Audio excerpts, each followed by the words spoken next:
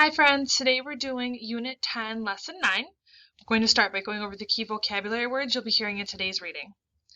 Our first word is dissenter, someone who disagrees with the majority or the people in power, usually someone who disagrees with the government or a church. Our next word is preach, to deliver a religious speech, to share a message, to try to convince someone to accept a specific opinion or action. Our next word is senior, having a higher position and more power with a group, such as an older member might have. Our next word is society, a group of people organized together. And our last word is recant, to announce publicly that past beliefs are no longer true. We are now going to move into today's reading. Chapter 12, Religious Dissent in the New England Colonies. The Pilgrims had solved some of their problems, but the Puritans had not. In England, the Puritans were still struggling to worship the way they wanted to. They wanted to change and purify the Church of England. When the Puritans heard about the Pilgrims' colony at Plymouth, they decided that they should try to do a similar thing. They came up with a plan to do just that. In 1628, a number of Puritans, led by a man named John Winthrop, decided that they would establish a colony in New England to the north of Plymouth. The Puritans realized that they would have to be very organized. They had heard about the hardships faced by those who had already gone to this new world. They knew that many had died due to lack of food and shelter. The Puritans were determined to avoid these mistakes. This is an image of John Winthrop addressing Pilgrims. It was decided that a small group of Puritans would go ahead of the others and begin to build a colony.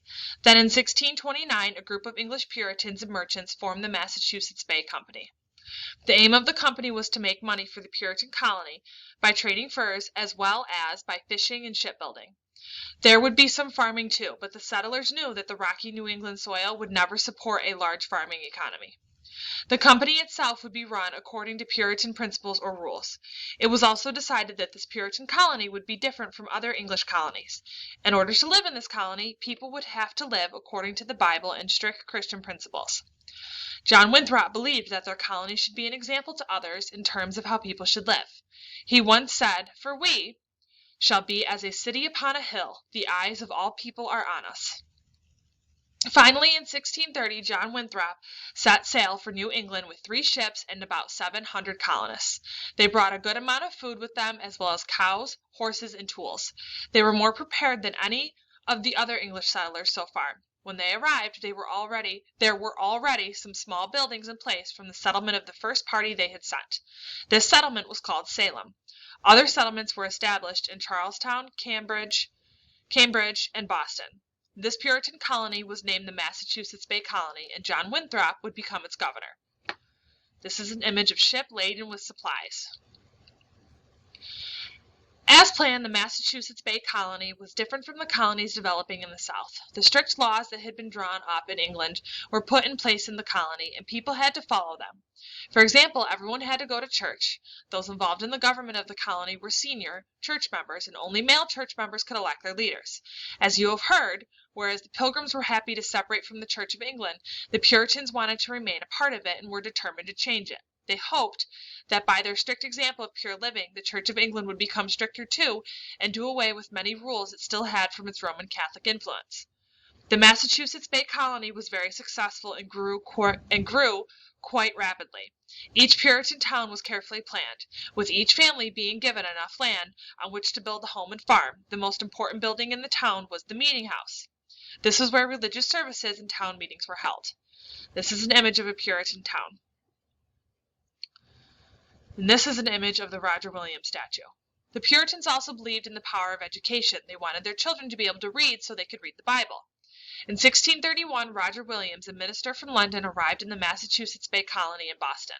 Almost from the beginning, Williams did not agree with some of the leaders.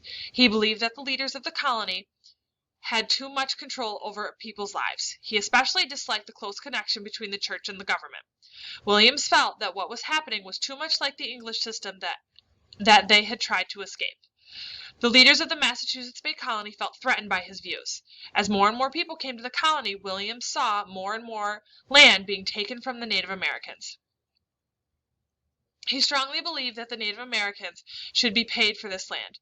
Before long, the leaders of the Massachusetts Bay Colony considered him to be a troublemaker. Roger Williams was labeled a religious dissenter and was forced to leave the colony. There were some who wanted to send him back to England. Before they could send him back, however, in 1636, Roger Williams left the colony in the middle of the night in the dead of winter. A few of his supporters left with him. It was bitterly cold, and he and his followers had nowhere to go.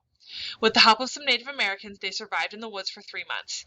Eventually, Williams made his way south to what became Providence, Rhode Island. There he purchased land from the Narragansett, a local Native American tribe. This area became the colony of Rhode Island. This is another image of Roger Williams traveling in the dead of winter.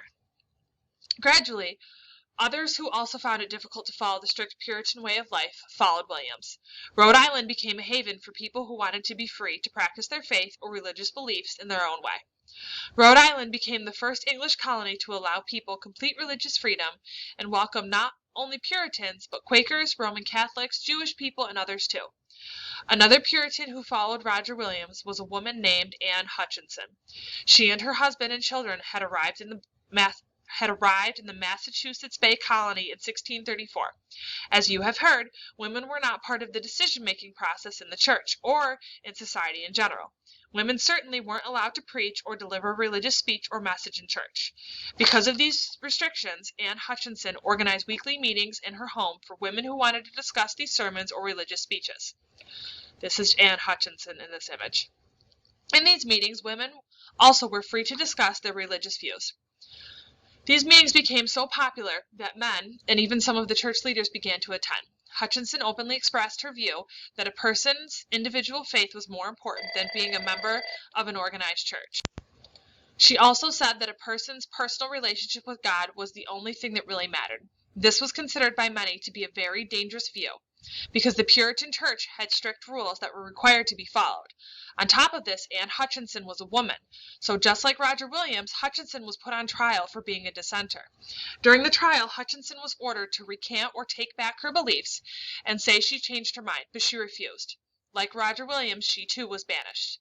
In 1638, Anne Hutchinson joined Roger Williams in Rhode Island. After her husband died, she moved to New York with her younger children to start a new life. At the time, New York was called New Netherlands and was a Dutch colony.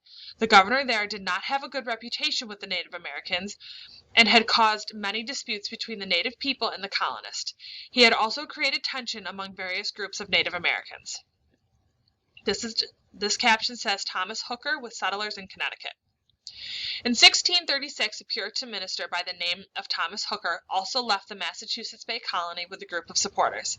They made their way to an area that is now Connecticut and founded the town of Hartford, near a wide river known as the Connecticut River. Soon, 2 more settlements, Windsor and Wethersfield, were established in the colony of Connecticut. One of the things that Thomas Hooker believed was that all men should be allowed to vote, not just those who were members of a church or those who were wealthy. In 1639, Thomas Hooker implemented a system of government in Connecticut called the Fundamental Orders of Connecticut. It was a form of democracy that later helped to inspire the creation of the U.S. Constitution. We've just talked about the creation of 3 of the 4 New England colonies. The last New England colony is New Hampshire. You might be surprised to hear that King James I helped to establish New Hampshire, too. Remember how he gave an area of land to his friends? Well, he had given land in this part of North America to 2 more of his friends, John Mason and Ferdinando Gorges. Later, the 2 men divided the land in half, and Mason got the southern part that became the New Hampshire colony in 1679. Many unhappy Puritan settlers also found their way to this colony. Gorges received the northern half that would later become the state of Maine.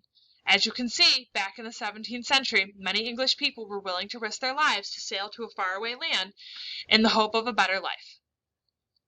Do you think that you would have been willing to do the same? You may now move on to Unit 10, Lesson 9, Google Form.